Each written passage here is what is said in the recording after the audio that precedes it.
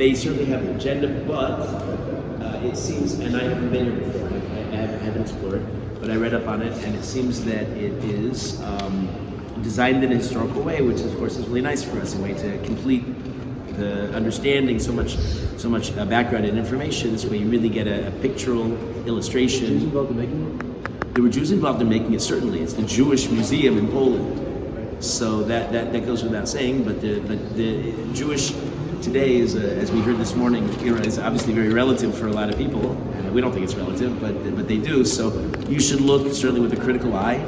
I'll give you one illustration. This last year, they fell into some controversy because they, I don't remember who it is, somebody up at the top of the museum met with delegations of the pro-Palestinian brigades. You know, which you see very strongly today in the liberal Jewish world, that they have often sometimes greater sympathy for the plight of the poor Palestinians in Gaza and the Israelis committing genocide against than they do against the Jews, right? So given that, now you have a sense of where we're holding. So if something comes, you say, "Wait, is this kosher, Rabbi?" You might have you have reason to question it. I think the museum was built. Let's stand. You don't have to look at the player. I'm sorry. For Jews to be. Jews to be visiting, or in Poland for Polish. Yeah, Yola said her great-grandfather was Jewish, and you have a lot of that. Something we heard this morning also. Right, you have a lot. Exactly, we heard this morning. So there are a lot of people who have a sense, a longing to connect with some sense of roots. Also, the Poles themselves are aware that there was this large people who had a dynamism and a rich culture, and they were everywhere, and suddenly they were nowhere, and that's a point of fascination with them. And so the movement to have some kind of a museum that tell the story, you could hear. We commented in Krakow as we first got in that for a lot of people it's kind of a chic thing to do, to go to the Jewish quarter of Kazimierz in Krakow and do the Jewish thing and eat kosher style food, even if it's not kosher, like us going to Chinatown. It's millions of dollars that put into a building like this. You know what I mean? We cringe because also I cringe with all the Holocaust museums. Who's coming? In the world there are at the last I tallied, but I'm sure it's only increased since then. There are well over 60, 70 Holocaust museums on every continent except for Antarctica, but I'm sure the Penguins are going to get one soon. And for all the money that goes into Holocaust education, what about the yeshivas? What about building the future? We've well documented the past. Has it been working? Are the goyim educated to see the message? Our friend, I didn't have a chance to comment here, but our friend who we met in Auschwitz was on the process of converting. He'd like to convert. We'll see if that happens. I'll reach out to him. I'll send him a note and be friendly. But he said, he voiced this idea that you hear in the secular mouths, never again. Right. And we talked about it in Treblinka last year. This idea, this is a refrain you hear, and that's why they build Holocaust museums. And the meta statement is, it's up to us to prevent anything like this happening in the world. We're embarrassed as human beings. No, it's because I was going to plan a different point, that the sense that human beings can control the dynamics in the world ad kadei kach, to that degree that we can prevent another Holocaust if we build enough museums and we do political campaigning. And it's the same sentiment you hear tragically coming from, let's say, parents of hostages in Gaza right now, who blame themselves for not doing more to free their daughter or their son, as if somehow they control the world. See, really it understands that Ein lanu avinu shebashamayim, we only have Hashem to lean on, and we don't have the gaiva to think that we can create a museum and thereby do anything. If Hashem wants something like this to happen again, He most certainly will. We get going? Yeah, let's do it. Okay. Good call. I think some people walk off. That's fine. This is informal. We start downstairs, at the beginning of the day. Ooh, I think it's spoke a little slower. Are you kidding? No, why? You concerned about something? No, you should know that Israel is like a living on the beat. So it's not just your forehead. What did the trees represent? Okay. But you're right. I appreciate the sort of skepticism here. That, Maybe you should hold on. You should hold on to it. That's what the class, that what you saw in some class, was the darshan, and they go inside that the darshan POLIN here will reside.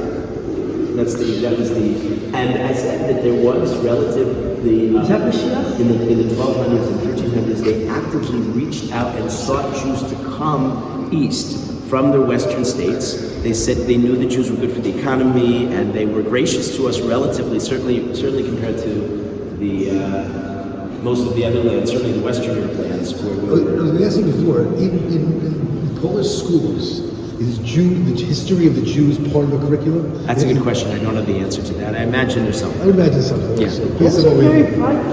Rabbi, I actually asked Thomas this question. You did ask that? I asked him a very similar question. Rabbi. They seem to know there's Well, they were. It's Rabbi Bleiweiss. I know. I'm saying. Rabbi Bleiweiss is here. Yeah, right. You see him? Rabbi, I asked Thomas that question. Rabbi. Yes. I asked Tomasz about Jewish education here in Polish schools, and what he said was that when it comes to Holocaust education, they really barely know anything. And he says, in his opinion, it should be mandatory that every I guess high schooler visits one of the death camps. That's what he said. He said it's not adequate. It's not adequate. That's I don't know that. Okay, that makes sense. I can hear that. But the Poles, when they hear about that World War II, they don't call it the Holocaust. They call it World War II. They perceive themselves as the victims, and they were. The Germans conquered on September 1st Poland and made it their killing fields. They didn't want to have to do the job themselves, so they farmed it out and they killed over 1 million Poles. And so they were victimized. They also, they don't always admit, they were part of. They often cooperated and helped the Nazis, and some were courageous and helped Jews at risking their own lives. So we know this is the beginning, right? Jews crossed over as merchants over 1,000 years ago, right? And then they did shtick. You guys can do it too if you want. Find out where the Jews arrived from and where they settled, right? So what do? We have to press buttons? No. I think it's on the map over there. What is it? Let's I see. think that's what this is over here, I guess. Every new museum in the world today has to use multimedia in order to be up with. What's that? What's up with them in trees? I don't know. Well, because the whole countryside is forests. So that's Poland. Poland is one flat land of forests. Yeah. Well, look, got the Orzurua, who was in Vienna, but that's close enough. We were an hour away as we drove by Pressburg the other night. Trees attached to one another, and many of them together are called raft in the language of the Bible, and the language of Ashkenaz, vlos, in the language of Canaan, pelt. And it floats down a river and leads from one place to another, and people can walk on it like a boat. I'm sure that's out of context. Totally out of context. I'm sure it's halachic. I'm sure it's halachic, and it's taken here in the museum as some kind of profound, rabbinic wisdom that they don't really penetrate, right? It's explaining basically Rhapsodies, which we use, by the way, in spoken Hebrew in Israel for the, the stores get a big shipment of something, the wooden plank. Yeah. It's called Rhapsody. What are they called in America? Rafts. No. Rafts. Can we? A raftsode is a raft. It's when you float something. When a store receives a big package, they put it on the wooden. Oh, I see. A plank. Yeah, for sure. What do they call it in English? A raft? No. One of those things. It's like literally on the tip of my Plank, tongue. but there's a more specific word for it. So that's what he just basically. It's a technical halachic description. He's not being poetic. It's probably in Sukkah, Right. You know? He's not being poetic. You should know. I mean, Orzurua was the end of the line, near the end of the line of the Tosfos. He was the Rebbe of the Maharam of Württemberg, who was the Rebbe of the Rosh. Wow. And that's considered the culmination of the project of the Tosfos. Right. Can we go around and point out hypocrisy? Oh, you want to find problems? Also, It could be fun. It could be. I'm not just being snarky here. You realize. I felt the same way. But problem hunting is so fun. Let's have a competition. No, what? Put out more. No, I felt as cynical about that. I read this, I'm like, this is not a poem. Yeah. If you're learning Gemara, you'll use A it. secular person doesn't know how to confront the depth of halachic literature. Choosing all of it. I don't understand why all this work went in. And To educate the people. money that invested in To educate people that are people really interested in this? I mean, for us it is, but we're not making. I can't imagine. This is the earliest name of a Sephardi settler, Ibrahim ibn Yaqub, in Poland, and I've been mentioning that the Sephardim, to a large degree, were original settlers here, and only later the Ashkenazi made it a predominantly Ashkenazi place. Okay, so they have some kind of sayeth. Ooh, now it's profound. It's biblical sounding. The lands of the Slavs. Oh, I guess I'm being snarky. Here I go. Yeah, the lands of the Slavs are the coldest of all. When the nights are moonlit and the days are clear, most of the cross. So that's just not meaningful. Okay. About Prague, the city is built. Prague is built in stone and lime. It is a town most rich. It's merchandise. Muslims, Jews, Turks come to them from Turkish lands, also bringing goods. So you're describing the movement. You know that at this point in history, when he's writing in the 10th century, the Jews are all over the Iberian Peninsula, what we think of as Spain and Portugal today. They're all in the area of Gaul, which later will become France. And there is a gradual shift east that's going to take place starting in the days of the Rishonim. And then after the Black Death in the 14th century, it turns into a bit of a flood when the massacres overwhelm the Jews, and Jews realize there's no future in Germany. How was Jesus here? What was that? What did Jesus do to get here? Well, you gotta throw a bone at the majority of the tourists here, right? Make them feel the What did he do? Nothing. Just destroy the world. Responsible for many of our sufferings, of course. That's what he did. Rabbi, what's Canaan referring to? over there? Canon's like here. What are they thinking? That's not Canaan. And that's not Hagar. That's Russia. So these maps, you should know, are not quite to scale. And I don't know who we can break it to, but Scandinavia doesn't exist here. What? Oh no. Also, Your student would be very upset. I know, he was Swedish. on top of it, what does it say? Why did he say Ashkenaz? No, that's Schleswig. So you're saying between Krakow and Prague, that's where Auschwitz is, that's where Auschwitz is, on the bottom of Poland. They didn't put it there. Ashkenaz, you know, is the biblical term for Germany, right? Because many of the Ashkenazi Jews have origins. That's why Yiddish, as a spoken language of the Jewish people, of the Ashkenazi Jewish people, has High German at its base. That's the core of the language. That became the dominant language here. Right. There was much. I mean, here the quote just illustrates how there were a lot of opportunities here, a lot of material plenty. Okay, and there was persecution. Look at this. This is typical. The hat is a typical hat that the Muslims actually were the first ones to require Jews to wear a separate garb. They were called dima, together with the Christians in Muslim societies, and that way they had to pay a special tax called the jizya, and they were subject to certain restrictions. And the Christians only later adopted them. We associate, like you saw in the museum yesterday in Majdanek, we associate that with Christian persecution of the Jews, but it was. There's another irony. Who here likes to walk around with a hoodie over their head?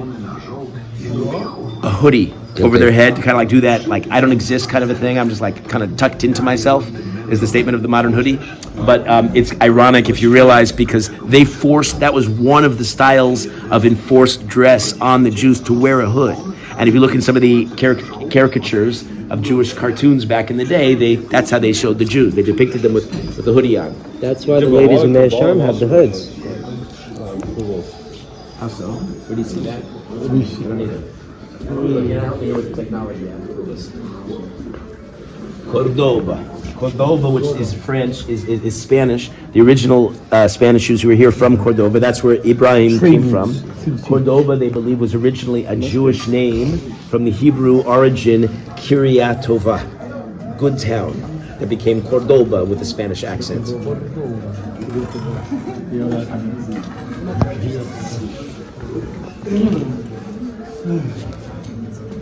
If you see, this is unfamiliar to me too, and it's like in many museums, it's overwhelming. There's so much thrown at you. If you see something that's worth discussing, by all means, bring it out. I don't know. Oh, I'm sure that changed over the years. I don't know if there was one. I mean, all the art here is very medieval. No, I mean these styles with the hands. That's correct. The art is typical. That is a good call. The name Yosef. That's me. The name Yosef, and here it can be seen in the coin struck in the 12th century in College. stronghold. The stronghold was located on an island in the river in Prosna. Roads leading to other strongholds in distant countries crossed there. The Jewish settlement was close to the market and river crossing. This is not interesting. Wait, I'm waiting for some insight. it says that. Oh. In theory, this is supposed to give a nice summary of everything that we've been through and give you a history of it. Apparently, it gets better later It was on. like a movie documentary. I'm sure there's going to be movies here too, and I'm sure it gets better later on when the Torah. Poland only became a major Torah center in the 16th century. We're kind of hovering. Became a major. Look, all the Jews were from. There was in this period a whole wave. In my reading, I found this a whole wave. At one point, they felt Mashiach was around the corner, and the Yidden were holding and they were keeping Torah mitzvahs. But we don't have names of any prominent Gedolim in this part. They were mostly Gedolim were in Spain and France at the time, or other places in the world. So that's going to emerge in the 16th century, which is not in this part of the exhibition. These people possibly be I shudder to think. Rabbi Primo, please, by all means, if you find any choice, nugget, please. This is about Jews. It's supposed to be. It is, after all, called the Jewish Museum. This doesn't look very Jewish. So you get the impression it's very, very Christian. Why is there no people? You know, I did have a reaction. I'll share this with you. You know, as grand and glorious as the shul in Landshut we saw was, one thought that occurred to me is that the style is Christian, unmistakably. Architecture, meaning where do we get the concept of vaulted ceiling? How come you don't see this in other Jewish neighborhoods? Well, the Jews looked at what a beautiful building was. They saw the Christians with all their wealth. They built their churches on, with these high domes and other kinds of styles, and they thought, they, in a correct way, the most gorgeous and tallest building in town should be the shul. So they adopted those styles, and that's why you have that. Is part of it maybe also rubbed me a little wrong, even though it was amazing and the acoustics and it was so inspiring, with beautiful davening and singing. But part of me also struck the Christians are very into things. They're very thingy-oriented people. And to a fault, right? And we stay away from that. We're not into icons. We're not into grand structures. We like the cold mamad daka, the still small voice of Eliyahu Hanavi. So there was something maybe almost grandiose in the style. And again, Sam Sofer was against certain things, but the bima be'emtza, he was against the bima being in the middle of the shul. Right. That's it. I don't know. No, he said he was. That was the style because he learned it from his Mizbeach. Sephardim have that. No, but you can't. Chazan's not supposed to be davening. Chazan's supposed to be davening. He was the shulchan should the be in the bima middle. should be in the middle. Yes, but Sorry. the chazan shouldn't be davening from there. According to and not everybody agrees with that. According to the Sam Sofer. This is interesting. The images among the very early portrayals of Jews in Polish lands, not portrayals of the Jews. The Jews were not artists historically. So these are clearly by non-Jewish artists depicting Jews as they saw them. Do you know what the Judensau was once upon a time? You see this still today. You shouldn't see it because it's usher to go into a church, but you see all over churches still today the image of one of the most foul anti-Semitic images of the Jewish pig, Sow's pig, where there's a mother pig with an engorged udder, and you have a bunch of Jews and all the characteristic horned noses and horns on their heads, and drinking from the udder of this pig, a bunch of Jews. And that was a common image that the Jews had. And of course, we hear it and we think, nothing could be further from the Jewish people. Pig is usher. It's the same way that the blood libel had us baking matzah with blood. What? Matzah is just water, flour and water. We can't have anything else. Where did they come from? Sometimes a lie is only good when it's so opposite of the truth that everybody believes it. What do you think of this? Let's see, what do you have? I understand it 60%. Okay, the Christian attitude towards this is fun. I'm enjoying this. By the way, I'm enjoying the fray. Like, this is not, we have nothing prepared in this museum. So by all means, find things, make your own snarky comments, make your own good insights if we find something meaningful. We want to hear yours. Yeah, for sure. The Christians' attitude towards the Jews was shaped by two ideas. They have to be kind of like a PC about this, because most of the people coming here probably are Christian, right? So first, because the Jews rejected Jesus as the true Messiah, well, because he isn't. I mean, they're just truthful, that's all. They were punished with perpetual servitude, a justification for their subjugation. That's the famous line. That's the famous line in the Ramban. You know the public disputation in 1263. by the Ramban against Pablo Cristiani, where one of his great quotable, you should look it up and read it, because he's just got one zinger after the next. And he says, you've taught that the Jews, that God rejected the Jews and therefore have made them the wandering people and the most persecuted people, and that's a sign of God's wrath that he rejected his Savior Jesus. Ramban then looked up and looked at all the Christians and he said, who's kept us subjugated? You, to prove your theological point. You're trying to suppress us because you're intimidated by us, because maybe if we still exist, maybe we're onto something, that your Savior was not the Savior. So you must keep us necessarily down and persecuted to support your theological claim that God's rejected us. And while I'm on it then, to illustrate this point, when Herzl at the turn of the century he didn't get into the Pope, but he got to a high-ranking archbishop, and he asked for support for a Jewish state. The archbishop looked at Herzl in the eye and he said, your people rejected Jesus. We will never support a Jewish state. What he's really saying is we're not going to throw away thousands of years of Christian theology, because to accept a Jewish state, is to imply possibly that God doesn't hate us after all. 48. Who said that? That was an archbishop said to Herzl in 1948 and 49. Israel came on the map. Most of the world acknowledged its existence. Even the enemies of the state of Israel accepted begrudgingly that there was such a state. The one entity that held out to 1992, refusing to even acknowledge that there was an Israeli state, was the Vatican. The Vatican, because again, why did they doing capitulate? so, The Pope came for the first time? the Pope came in 1964. Read up on it. It's a fascinating thing. He never once looked any of the Israeli officials who accompanied him in the eye. He never acknowledged them. He never said the state of Israel. He came to see Christian holy sites. Big Russia. Yeah? The popes have been coming once in a while. The popes have been coming. So later, that's no longer politically correct to adopt that attitude. So you remember Pope John Paul II, who was the superstar? This was Pope John Paul I. This is 20 years ago. So he came and he famously put that note in the Kosel, apologizing for all the evil the church did and committed against the Jews. That was what the note said? That's what the note said. Public? It's public what the It's note public, said? yeah. It's quite extraordinary. It's against all of How that. can he do that? Why would he do that? No, why? Nowadays, I'm going to tell you, the Pope is so desperate for followers. The church is in steep decline. Now they're having all kinds of homosexual priests, and they're having all kinds of things pandering to all kinds of politically correct agendas, because they're finished. They're in big trouble. So is that why they capitulated and ended up supporting Israel in some form, acknowledging it? In a sense, yeah. Now it just doesn't work to say that there is no Jewish state. Yes, there's a Jewish state. So this quote of perpetual servitude. Yeah. A quote from where? So you're saying this It's all of Christian theology. It's in so-called Saint Augustine's writing. What do they mean by it? What is the servitude? Is the Holocaust part of it? No. This is God's punishment because the Jewish people refused to recognize the Savior Jesus. Therefore, God has assigned them to be second-class citizens and persecuted through history as a punishment. That's called perpetual servitude. Forever they're in service. And then there was a time. There's a lot here on this stuff. You've heard of the Pope's Jews? Yes. Right? They did such a good job of persecuting us that the Pope was seriously concerned that maybe he would succeed to wipe us out entirely.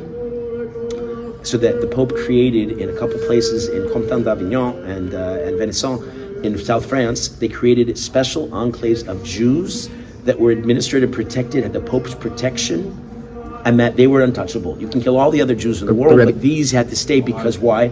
Right. Augustine talked about something called testi veritatis, which is the Jews now, because they, oh yeah? No. This is great. Okay, so the Jews now, have to stay alive according to their new theology. Why do we have to stay alive? We blew it big time because we rejected Jesus, right? So why do we have to stay alive? We have to bear the cross, as they would say. We have to go through all of history as stubborn Jews rejecting him, because when the second coming in their theology comes out, when Jesus comes back, we're going to clunk ourselves in the head and say, oops, I could have had a V8. I could have had, I should have acknowledged the existence of Jesus. So they call us the eternal witnesses and eternal subjugation, which means we're always beneath them as part of their theology. See, they're very this is an easy idea. Either we're right or they're right. They're not both right? We claim correctly that we are Hashem's people. We're the Am Skula. If we're right, and their point is that they've replaced us. That's called replacement theology or supersessionism. They've superseded the Jews, so that every time it says in the Bible, Hashem talked to Israel, that's Christians. That's how they read it. and they're the continuation. How did the Jews continue? How are we still stubbornly holding out against Christianity? Oh, that's this idea that Jews have to endure history and be subjugated all the time to survive till the end. But they're ultimately threatened by that. We're not threatened by the existence of Christianity. They're just one of 1,000 different offshoots, breakaways from Judaism, who dumbed down and made Judaism easy. They took some of the beautiful ideas. Because when you speak to devout Christians, you hear certain things, you think, oh yeah, Taka, that's right. Because they have certain ideas that are correct, but they dumbed it down, they stripped it of the mitzvahs, and all the avodah Hashem that's so critical. They made it all about belief. All you have to do is believe in Yashka, and you have eternal salvation, and you're good to go. What an easy deal. No Pesach cleaning, Big Macs. It's like such a great deal, right? It's no coincidence that the largest religion in the world still is Christianity. So what was the Ramban's comment you said? Oh, so the Ramban was saying, who are the ones who kept us subjugated all these years, if not the Christians themselves? Because you've made us, and in your own insecurity religiously, you have to suppress us because perhaps, and this is the punchline, perhaps we're right. And you can't deal with that. I have a question then. Wouldn't the Vatican want to acknowledge the Israel state, meaning that Israel state would be kind of under their protection also, which would push the Jews to be here till the end? So that's an idea you'll find, for example, with a lot of what are called evangelicals, which is not the Vatican. Vatican's Roman Catholic. Right. The evangelicals are mostly American Protestants, who are the ones like, if you remember Sarah Palin, and those kinds of Americans who are, yes, I love Israel. Why? Because they've made that part of their narrative that when Jesus comes back, the Jews have to be in Yerushalayim with their temple built, so that we again fulfill Augustine's idea of, oh no, we blew it, and Jesus is the one, and so on. So don't necessarily, I mean, it's great that they're friends of the Jews. I don't mind that, since compared to most of Christians through history, that's better than the alternative. But they're hardly our best friends, and they have their own ulterior motive, their own idea, their own agenda with us. But you're right, there is that idea that they want to protect Israel and fight for Israel. Mike Pence, the last vice president under Trump, yeah, he was also of this kind of ilk. He's a very traditional guy, right? What he has in common with Judaism, he had policy, the Yichud, remember? He had policy that he would not meet with any woman in a diplomatic meeting unless his wife was present with him in the room. Well, we hold that Hilchos Yichud, right? Beautiful. It's very connected to us, but importantly, very different. And he can trust himself. Yeah. What's the second comment? Which one? Let's say second, precisely because they were witnesses to the life of Jesus. Jews had to continue to exist, but only, that's what I said, that's Augustine, but only as humiliated infidels, as people downtrodden and beaten up and persecuted and killed, right, by them, dependent on the goodwill of the Christians, who had no goodwill. Remember the Shach's quote as they killed us in Tach B'Tat in 1648-49? He said, they adopted this kindly tone, come Jew, come Moshe, come be part of us, like a Jews for Jesus kind of freak, right? Come be part of us. Why do you have to be downtrodden? You can accept the Savior, right? And the Jews, he said every last one of them said Kriya Shema in their face, refusing to listen to the Christians. That was the approach. They're very into the Sefer Chassidim. There's a little quote over here. What are they trying to do with this? Let's see. So like, it's just, they're using this for something. So if he doesn't come back alive, they would not accuse the Jews. Dude that sends a Gentile to a distant place. Oh, a Gentile? Yeah, I mean, it makes sense. Right. We were so, the context is, we were so persecuted, we had to protect ourselves. Do you know there's a period that we couldn't do Tashlich anymore on Rosh Hashanah? You went Tashlich? You throw your sins in the river. Why? They said around the time of the Black Death, the Jews were actually poisoning the wells. So we couldn't practice our minhagim anymore. And how do we know? How are we experts at poisoning the wells? Well, they had the instructions to create the poison in those funny black boxes they wear in their heads and arms. And that's the purpose of their black boxes, is to give instructions how to poison the wells. And all kinds of voodoo superstitious ideas about us. They added in the English to the Sefer Chassidim. The Hebrew only says, Yehudi Sheshalakoi, they wrote a Jew that sends his children to a different place. Which of the safe return in peace. That's it. They added, so if he doesn't come back alive, they would not accuse the Jews. But that's actually a fair statement. I bet it was the statement. Yeah, I but don't they know just if it use it makes with sense that it quote. would be. It makes sense that it said that because we were doing things to protect ourselves, because we were in such constant danger from the Goyim. So if we send a goy away, we should want to come back, because if he doesn't come back, they would accuse us of doing something. Here. Okay. So interesting. You can see an example of something we mentioned here. how the maps were constantly changing, shape-shifting. Yeah, so what was Germany, what was Poland, what was Austria, what was Hungary, what was Russia? The constant division of lands. In Germany is the base of this is also a fulfillment of a prediction in the Gemara and Megillah. Germany was absolutely patch duchies, different areas, always at war with one another throughout all of history until they unified in World War I finally. And the Gemara predicts that that's Germania Shel Edom, that will always be fighting each other, and that's what weakens them. And if they should ever unite, the Gemara predicts, be careful, they would rise up and swallow the world. You've heard of Nazi Germany? Where does it say that? A Vav Amud Aleph and Beis in Megillah. Worth looking at. Quotable doves. The Rambam writes, Jews lived, they had no choice to live around the Christians. So he said really a Jew should never see a church, should never walk past a church. That's a lot of standing, huh? You should never see a church, go walk past a church. But what he says, his lashon in his introduction to his Parish Mishnayos is, Ba'avonoseinu harabim, in our great transgressions, we have no choice. We're immersed in their lands. And you feel that in this museum too. They've really depicted that accurately. That we're surrounded by Goyim. It's not so different in America. Did anybody enjoy the holiday season without those annoying Christmas carols? It's awesome, right? Baruch Hashem, but they put it in our face. The church bells. Anybody with me on the tour? Rabbi Greenwald, I gave a tour in the middle of the day in the Old City on Shabbos. So we had an interesting thing. I took them to the rooftops overlook. You're looking right into Har Bayis, and boom, it was time of day for the church bells. Oh, it was 20 And just minutes. at the church bells, remember this? Who's there? Right. So just at the church bells. So the Moisen decided it wasn't the time. They have 5 times a day, but he started screaming out, "Time for the Muslims to come to prayer."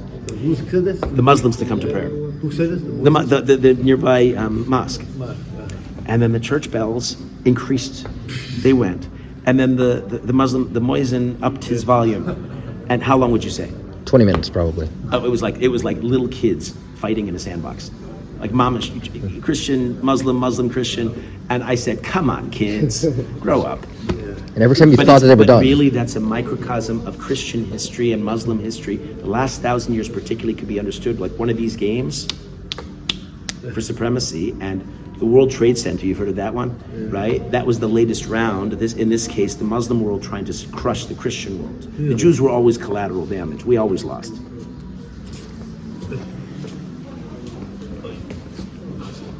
What's not as clear in this museum, at least not yet, maybe they'll get to it, is the ongoing persecution. There were routine massacres of Jews, rapes, pillaging. Maybe that's not tasteful to depict. That guy looks Jewish. As that, yeah. I don't see the He's got a horns. big nose. Oh, the horns? Yeah, the horns. Huh? Yeah, the horns. Release I agree. the plaque is a town Charlotte. Okay. It's all kind of very technical. I'm not sure. What a weird stuff. What is this supposed to be? Duke of Mazovia took a medical advice from a Plotkin Jew and a Christian doctor. An official duchy treasurer recorded, I paid the Jew 2 florins for treating Duke Janusz. I don't care. Oh, this is a big deal. This one is a biggie. This explains, you ever hear of the Jewish stereotype? You might be interested in this. You heard the Jewish stereotype that we're all money grubbing? Yeah. He Jewed me. Yeah. You familiar with this idea? Where'd that come from? So the Christians, in theory, don't keep the laws of the Torah, but they read them, and they right. Go ahead. Jews generally love very small sums of money for sure, but at 10% interest, we're allowed by By the church. That's also, we don't do that. No, to Goyim. Oh, to Goyim? Yeah, we give it to the Goyim. We're allowed to charge interest to non-Jews. That's what it means. That's I mean, I okay. would be mad at the Jews too. If they were trying No. to So get what the context is, let's just finish the whole idea. They sometimes randomly did keep certain restrictions in the Torah, including Christians did not charge interest for other Christians. I don't know if you realize the implications of that, but if you don't, as the monetary system of government in the last 1,000 years breaks out, and eventually what we think of as capitalist economy, but that was a work in progress for centuries. If you don't have money lending and moneylenders are not, except if you're from Jew, moneylender from Jid, right? If you're unless you're from Jew, you don't lend money without interest because you may never see your money again. It's got to be worth it to you. And so the Christians weren't lending money to each other, but you realize if you don't lend money, all of the economy collapses because nobody goes into business. You want to start a bike shop. You don't have the money to lay out the capital. You need to borrow money from some gvir, from some lender, but he's not going to lend you money because you might go bust. So he's going to charge you interest, right, to do that. The Christians couldn't do that, so they looked now to the Jews, who are the foreign implant, to lend money. And everybody hates the money lender because then he comes collects and you don't have. And that's what emerged gradually because of this cultural thing. Over time, the Jews were seen as all about money. And this stereotype of Shylock, the Shakespearean character in The Merchant of Venice, as this person of incredible greed, that was the caricature, that was the image of the Jew, all because of their ridiculous laws. In other words, they created much of the ideas behind anti-Semitism. Yeah. Yeah. I've heard that Rebbe's looking for like Jewish grave things. For what? Yeah. If you found something interesting. I found like there's a whole place just full of like Jewish things. Awesome. They have, like, a tour display. They have like a beamer. So maybe we should revert to the time. Yeah, we have time. We have plenty of time. Yeah, we have time. So we have time though. I'm not rushed. We're going to be here once. I'm not going to. There's also a movie. And this kind of worked out in our benefit. We decided to let the day be a laid-back day, unlike all the previous days, and so we have time. So if anybody gets bored and tired or overwhelmed, leave. By thought, like whatever you want to do. No pressure. But let's at least see if we find any interesting pieces here. Krakow was Kazimierz. Remember the nice sweaters?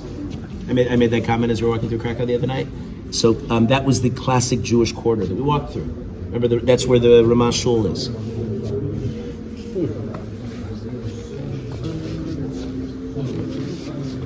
Lvov, right? Major Jewish place. Paid the town treasury a fabulous annual sum of 2,000 florins. It was a lot of money. I don't know the equivalent. Poisoning wells, murdering Christian children, and desiccating the host. That's yeah. The violence against the Jews in Poland was less frequent. That's a true point, because the Polish rulers sometimes, not always, protected Jews. Rabbi, I didn't know that was a false accusation. I won't go there. And what's this? Violence, the Great Plague Death, Black Death. We were affected by that?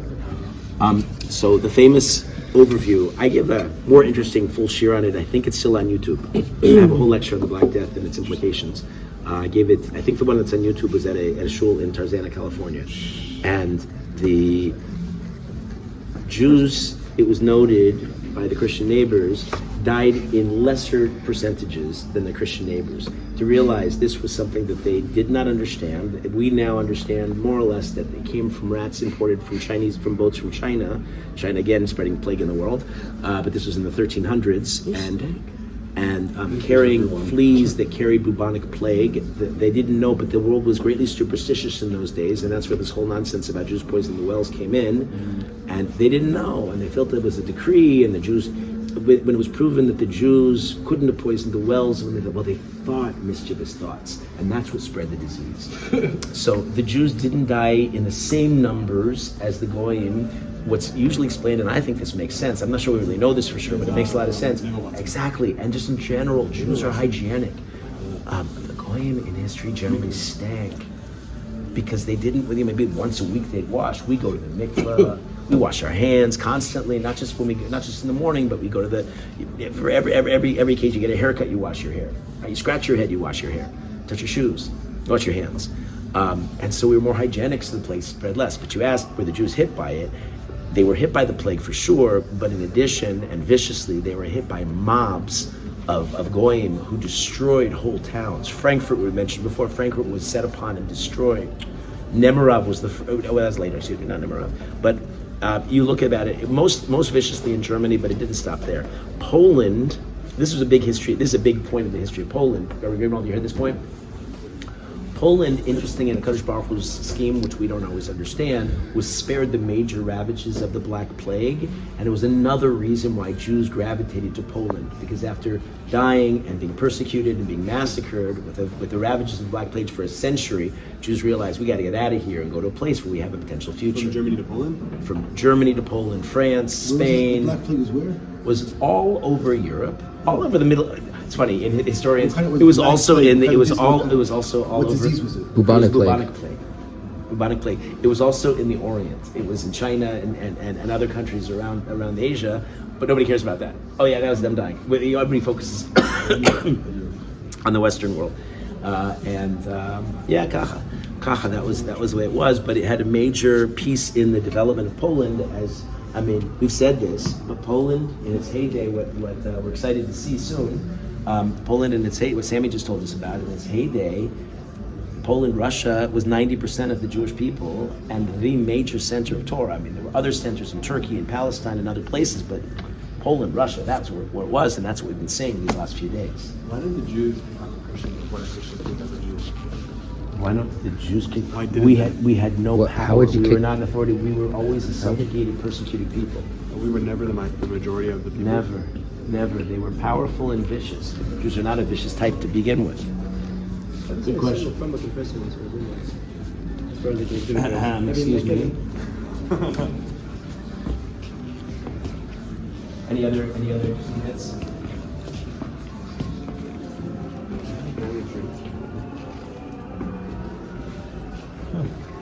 Looks like it. Do we have let's see. What is this? Officials with a leading Jewish family in Krakow and in Kazimierz, where we were by the Ramashal for almost 200 years until the mid-16th century. It's the 1500s when the Ramah reigned. They were bankers to successive kings. Jews were often bankers. We explained why. They could charge interest. Banks is it's a misleading term. Really, the first banks were in the 19th century, and who formed the banks? Jews. Because Jews not only were permitted to charge interest, but they had another advantage, is that they could be international bankers, because Jews were everywhere in the world, and Jews generally trust Jews, and therefore they could do things like write checks that other people honor and trust and believe will actually be good. Most of the Goyim were not honorable, and the Jews were in general, right? So they formed the first banks. So this is long before 15th, 16th centuries, long before banks really existed. But they basically, with their money, they financed a lot of the king's wars, because wars are expensive. You had to pay for them. And kings were often wealthy in their material possessions, but they were cash poor, and the Jews had cash. He was active in Poland, added their prestige when he married Esther, a daughter of Rachel and Moshe. What? Oh, Jacob Pollock. Oh, boom. So here we Pollock go. was a famous name. Boom. Yes. Who was Yaakov? Who was Rav Yaakov Pollock? Yaakov Falk. Very good. He's good. This one. Keep him. He's a keeper. Rabbi, you mentioned this like yesterday? I did. Who was he? He was the first chief rabbi in Poland in the late 1400s, early 1500s is when he lived, and he was the one who invented this style of learning. Rabbi Greenwald referred to it earlier, of pilpul, which was this fanciful learning that ultimately was criticized because it didn't lead anywhere practically. But he was such an anav and such a tzaddik that nobody could call him out. His student was, we didn't visit his kever, of Shalom Shachna, whose daughter married the Ramah. Boom, you're connecting the dots now. Good. This is where it gets exciting, where you say, oh taken wow, 5 like years it's not ago, just this. random stuff. Right, so how does this go? That's why I'm videoing So Moses you. and Rachela, That's why I'm videoing Moses, you. stranger, Take notes on it. Esther, and Yakub Polak. Jacob. Okay, she's Isn't she married Tsunua. Sarah, You gotta give her that. A little Christian looking for my taste, but definitely Tsunua. That whole wing thing that nuns have. It's a nice tickle. She looks just got a concussion. That's true. Yeah. Really? That's not nice. Yeah. She has the bumps. She looks like an Israeli mountain person. Yes. Wait, why did it say Settler. Why did it say Estera instead of Esther? Because that was their version Cardinal of Esther. Settler. They Polishized the names. That's exciting. So we see a little depiction of Yaakov Polak. You got Princess Leia and you got my babushka. I can't believe. Just my. You also get the sense of the map. It's crazy. One mass spread of villages and sometimes cities and villages and cities, and it just went on and on and on. You could just travel here indefinitely. And lives that most of these people live, they were itineraries. That means they traveled a lot. A little bit, let's see what they say about Yaakov Polak. Married, officially said that, he had studied in Nuremberg in the yeshiva of Rav Yaakov Margolis. served as a rabbi in Prague, where he became embroiled in a controversial divorce. Yeah, it's very famous. Settled in Krakow, right? And then later, right? Then King Alexander appointed the chief rabbi of Poland, first chief rabbi, possibly only of Maltopolska, but at least it was a distinguished name to be called chief rabbi, right? Polak is considered the founder of the yeshiva in Poland and introduced a new approach to the study of Talmud. That's what started out. Really? Yeah. They put that there. I mean, it's the stuff you could look up on Wikipedia. Yeah. So they, it's not hard to find. Where did you get this? Wow. Okay, next location. Anything interesting? Yeah. Okay. Any tzaddikim? Gedol? Over here, They say stuff here. That's what we got. their sayings. Shir said of the Amen. But this is earlier stuff. It's less interesting to us because these are not Gedolim. These are not like world famous. The Gedolim in these days, in the times of this is the Rishonim. They're mostly in the Sephardi world. In the Sephardi world, and also in the French and German world. The Ashkenazi Bali Tosfos, but they were all to the west. So how do we move on? Is there any other? What is all this supposed to be? Here. Oh, I You see. can tap any of the gravestones and see them. These seem like they're just random. No, these are big names, I think. Yeah. Oh, wait, Who? It's a year. They're not big names. These are not big names? They're They're just saying random I'm people. saying that 100%, 100%, but they're not Gedolim. This museum is very, very modern. Weird means different, not weird. Different. Rabbi Greenwald's question is becoming more focused now. What is this? What's this for? There's a saying here, neither of them. What's the saying?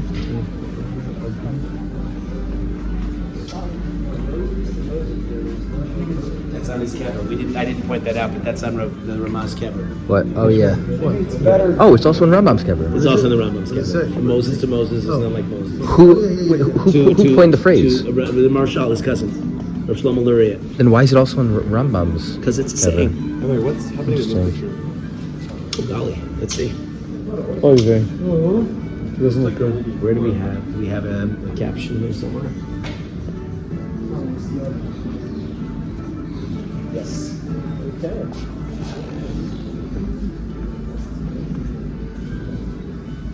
Since the medieval period, using Polish for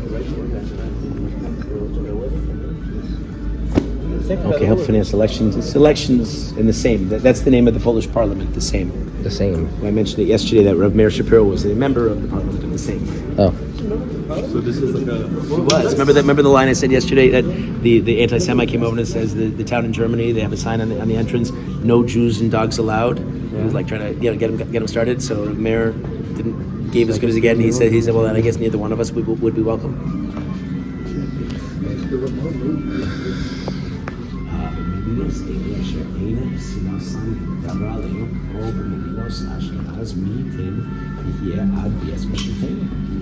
Yeah, that's reasonable. Recognizing that think life is so good here in Poland? Taz echoed it later Yeah, this is what on. he Taz said. said Poland. ואולי עדיף תפי של מי של פה, בפסחא ריבו, במדינה Certainly compared to every place else in the world. Yeah.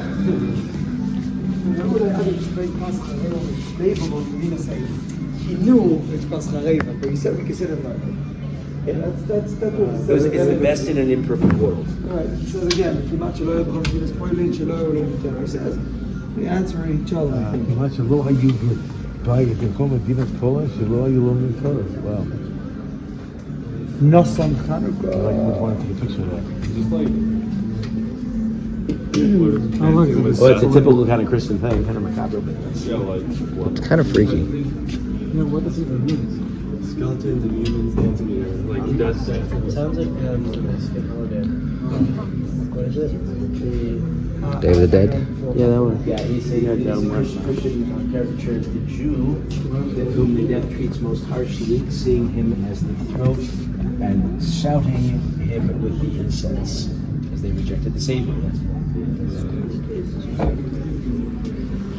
Again, who's the skeleton?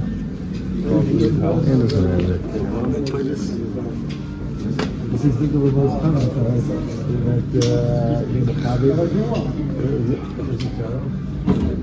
look good in the picture. That makes sense. Maybe they had some kind of advisor here that felt that was a significant statement. I don't know. It gives no context, and no context, you don't know what he's reacting For me, to. for us, it's great. But Yeah, it's a good point.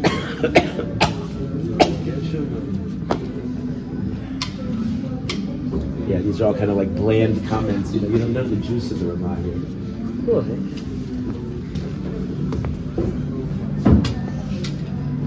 That's difficult, Yeah, makes sense. right? Evidently, somebody who was why do you answer. Jesus Christ? we want the answer. Well, they His asked. answer. I have, I'm sure he has a sharp answer, but I have one from there was a Jewish apostate in Russia in the 19th century, converted outright to Russian Orthodox Christianity, and they asked him, when you converted to Christianity, did you do it out of conviction? Meaning, did you really believe in Christianity? He said, absolutely. I'm out of conviction. I'm convinced that it's worth it to be a tenured professor in St. Petersburg University than it is to be a poor malabed in the shtetl. Very good. It's very sharp. Very sharp Very line. sharp. Anybody need to explain a little bit? Better to be a rich professor in university than to be a poor teacher of Jews. This is the question. That's what he converted. No, but The question was really more intellectual. Right. No, he did answer the question because the conviction was cynical. The conviction was, money. Money is what it was about, and acceptance in society, and perhaps a chance for no persecution. That's 100%. This represents Shizbarim. Sukkah. Oh, I mentioned this. Anybody who heard me, I said this. This is what, remember Shlachmanos? When he was in nearby Shidlo during a plague, he was out of his home and he didn't have the money, and so he had to send a Shlachmanos to his father. He couldn't afford it, so instead he wrote a Perush Megillah and sent it to him. Who was this again, Rabbi? Which is the Ramah, and this is called Mechir Yain, which is a quote from Ramah wrote this? Yeah, Perush Megillah Esther. Wow. If anybody wants to send me such a Shlachmanos, I'd be delighted to receive it. Yeah, Rabbi really wants to learn that tradition. You don't want to eat your cheese?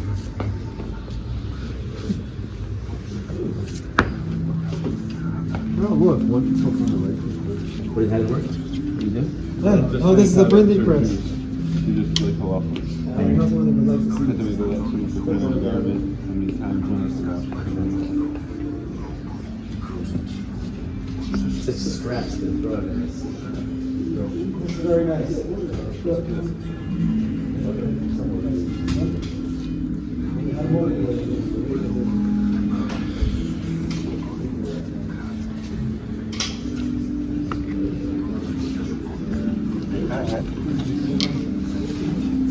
Nobody.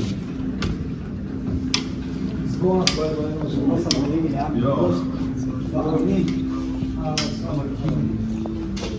I want to see their show a bit.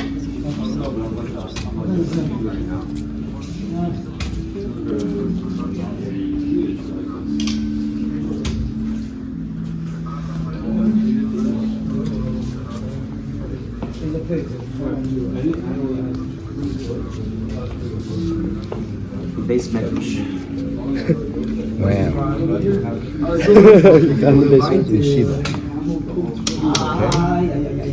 Right?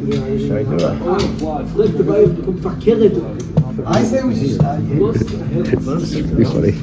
Dai. Yeah, let's learn. In the first book in Hebrew, printed in the Jewish press in Poland, it deals with, you realize the printing press is the big deal during the Ramah's day. That's one of the big inventions. So the first book is the Shari Dura, dealing with kashrus, the laws regarding Furai, obviously, and right? The first Jewish printers in Poland printed it in 1535. Okay? Right, this way they were burning our books. Why do we do it?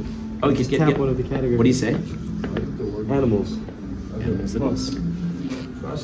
With true hooves, clefts through hooves, and that shoes its cut, you may eat. We know this. This is the pasuk. Okay. And then his comments, the Gemara here. Ah, it's not the Gemara. Yeah, give up. Now we can start.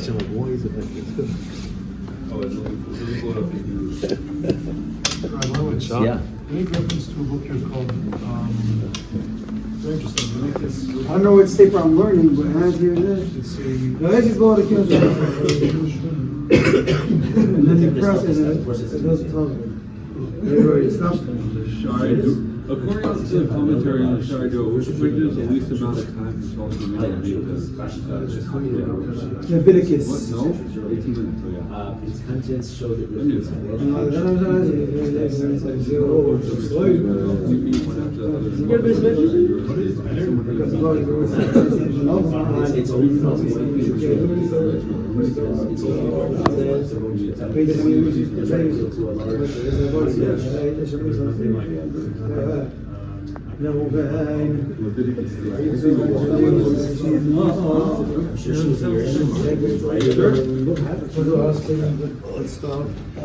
How to be a good Jewish mama.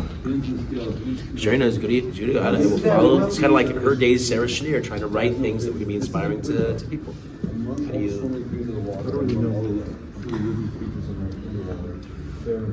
Okay. Feminists are happy. Is that a good thing? Nope. What are we missing? Is it okay? Yeah, no problem. No, look at the fall. No, you look like you're about to. You want to go work? It's a long day. It's a long day.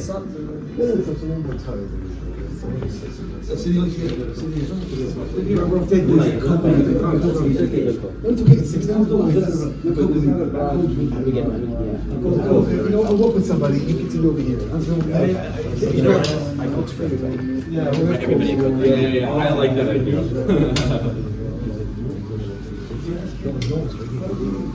Concessions are upstairs.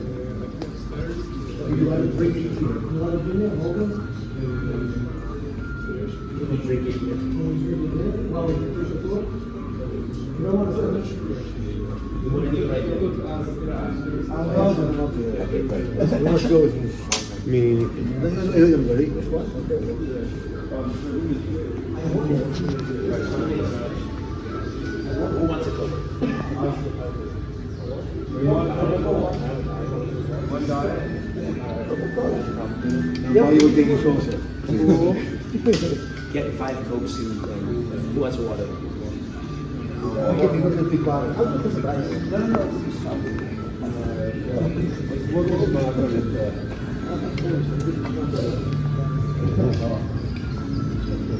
Oh, it's the big deal here. Look. I'll be back. Should we stop? Should we wait? No, continue. We mentioned this. This is the Council of Four Lands. When the Jews enjoyed for not quite 200 years, they were autonomous. I'm really and they interested in could this collect taxes and they could do their own thing. And this is like one of the few windows in Jewish history where Jews had it. Let's not exaggerate. It's not like they had it good. There were still pogroms and persecutions, but they had relative independence and safety and security. And more or less in this phase in history, the Jews were frum. It wasn't that there were no sects. There was no such thing. The Enlightenment had not broken out yet. There were problems in this period. Tach broke out, but it was modeled on the Polish government. The same.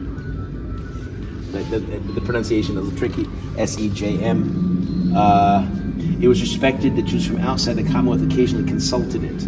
The Rabbanim who ran the thing. Right? And the whole thing fell apart when the Russians, Lithuanians abolished it when they couldn't pay it. See, they collected taxes from the Jews, and then they paid a portion of those taxes to the Polish authorities, and they liked it that way because this way they didn't have to get in the messy business of collecting taxes from the Jews, which could sometimes get complicated. So Jews were doing their dirty work. They got a cut, but the Jews got to keep the remains, and that gave them a certain amount of financial security, and they could buy things and do things and invest in infrastructure and things like that. It was like a kingdom? Oh, our hero, Rav Yom Tov Lipman Heller, Tosfos Yantif, brought a number of issues to the Council of Four Lands. In his autobiography, he tells how they persuaded the council to take a tougher stand against the corruption among rabbis. Apparently, not all rabbis were quite above board. He was a respected rabbi for sure, with a long, distinguished career. And we know silly stories about, the miser thing, which is not, it's fine, but that's what everybody knows. When you ask him, he's the one with the miser, right? He was a gadol. Can you elaborate on the mischief with the rabbis? Oh, sure. Rabbis are human beings. Nobody's Nobody's above things. So there was financial corruption and there was infidelities and sins. When you're a rabbi, you're in power. You have to. And people are with the Yetzer Hara can abuse the power. I don't have pshat in Eliezer Berland. Yeah, the head of the Chuvani movement in Breslov. It's a Yeah, story. yeah, What yeah. happened? The Abeistin, including the Gaivid, Rav Tuvia Weiss, who passed away since then, and Rav Moshe Sternbach. I mean, it doesn't get more reputable than these people. Of the Beit Din Tzedek of Yerushalayim, sat for 18 months. It was such an extraordinary case, and they wanted to be above doubt, beyond doubt, that this really happened. They came to the conclusion that this is a dangerous man. He's a menace, and should be warned. People have to take caution against him. What was he accused of? Called a A bunch of things. He molested women. He used his power to abuse. And I mean, a lot of things also. He would tell people, instead of going to doctors, don't go to doctors. Instead, I bless these mentos. You take this mento, you'll be cured. The person said, thank you so much, Rebbe, then died. And like that. Many people. Plus, almost certainly, he sent his flunkies out to commit acts of violence, probably murdered people in the 1980s. Yeah, he called a hit. At least one. One is At least confirmed. one was murdered for violating an insider, a Breslover who went against their tznius standards and did stuff that was sort of outside and renegade outside their bounds. And he had his people beat him up and kill him. Why did it take so long to pass on this case? Because it was started by the outrage against him was started by the Chilonim, and they're always going up against the religious Jews. So we're always a little bit more cautious about doing this. And after all, who is Eliezer Berland? He learned by the Steipler Gaon, Rav Chaim's father. So he came with quite a prestigious background. He Makarev Shalom Arush. And I put him in perspective. So he was somebody. Happened? So what happened is he's now a renegade, and he was. Corrupt? He's around. He's around. This is not. He's in Shiftei digress Yisrael, into all this I stuff, think. but you know, he was. Lives there? They rented a room Close in to- Aisha Torah, his group, to do an event, but they didn't tell us for Eliezer Berland. When Aish found out, they said no way. We're not, he's a pariah. He's somebody you want to avoid. What would happen to a person? How could that happen to a person who learned by the Steipler? That was what I'm going to suggest, and I'm not sure this is true. But in human psychology, when Chazal say "Ein apotropos l'rayos," it means that nobody's above it. And you know, after a while, they say, "Rabbi, you're the greatest rabbi. You saved my life, Rabbi. I owe everything. What can I ever do?" Well, as a matter of fact, there is something. Come into my chambers. Let me show you a special Kabbalistic trick. Do you realize how you can manipulate people? Yeah, but why did he do? How a person who was Power so holy, corrupts. how he became? Yeah, power corrupt. That's what it is. That's And what it's a I'm big suggesting. nisayon. Godel nisayon ha'oisham nisayon ha'ini. Right. So you ask how rabbis could go off or be guilty of infidelity. Is rabbis sit on lots of money. They have lots of people under their thumb. A lot of rabbis are big tzaddikim. Have Yerushalayim, but Yerushalayim is an unknown commodity. You don't know if people have it or they And why don't. people still follow these rabbis? People still follow him as an They're example. absolutely persuaded, and this is where you get into conspiracy theory, and they feel that he's been set up, and that he's innocent, and that, again, another example of they're out to get us, and they're gonna kill us, and they're gonna, and they're victimized, and therefore there's nothing you can show. You can't show them a videotape of him doing his business, right? And they'll say, no, it was doctor. It was somehow you used manipulation. It's not him. Well, we have a Beis Din. We follow Beis Din. We had a proper Beis Din for 18 months with like some of the great tzaddikim presiding over it, who were very cautious, had no personal vendetta against him. They wanted to be very certain that it really was what they said. That's what they'd like to do. But right now he's very sick and old and feeble. It's like 9 He's years old. seen as sort of like he's not really. Well, some of the things, but some of them are current. I mean, right now, I mean, there was a whole incident with violence with him not so many years ago. But I don't really track these things so close. I sound like I'm more knowledgeable than I really am. I basically It's a lot of I just information. dumped on you a lot of stuff that's pretty much what I know. But it's enough to understand, what's going on with people. My Chazal, they knew people. The Torah knows people. Nobody's above it all. Do we know a point where the corrupt management of all the rabbis began and stopped? It wasn't. It's not like it's like a movement of people. Sometimes you do have, maybe the times in history, yet Elisha ben Abuya in the days of the had these instances that were quite shocking. And then, the Pope makes a mistake. There's only one person who's perfect, that's the Pope. And when he makes a mistake, at least the Christians, and when he says one thing today and contradicts himself tomorrow, both statements have to be right. He's perfect. He can't make a mistake. They hope. What happens? What do we call People in fallacy. What do we call what does the Torah call a rabbi who goes against the consensus of the other chachamim, who paskins and refuses to back down? A zakin mamre, and what is his punishment? We kill him by the highest court of law. It's a serious offense by the Sanhedrin Gedola. It's not good enough to have a Sanhedrin Katana sitting over that. It's one of the first cases in the beginning of the Gemara in Sanhedrin. The reason is we want to get the full it's justice. why it's written none other than Rabbi Eliezer HaGadol and Hyrcanus, who went against the rabbis on a legitimate machlokus, but he would not back down, and they were therefore put him in cherem for the rest of his life. The great Rabbi Eliezer was one of the most mentioned Tanaim in all of Mishnah, but he was in cherem for his last years. That's amazing. Even with Pshat? Even rabbis are not above the law. The Melech had to walk around holding a Sefer Torah. He's also not above the law, as powerful as he is. Nobody is. That's a powerful teaching. They don't have that in the church. Of course, there's corruption all over the place. It's good you speak freely here. It's interesting you speak out loud. Well, everybody speaks a different language. It's great. I'm sure a lot of people probably understand that. It's part of the thrill. Cut that out, please. No. Can I keep on?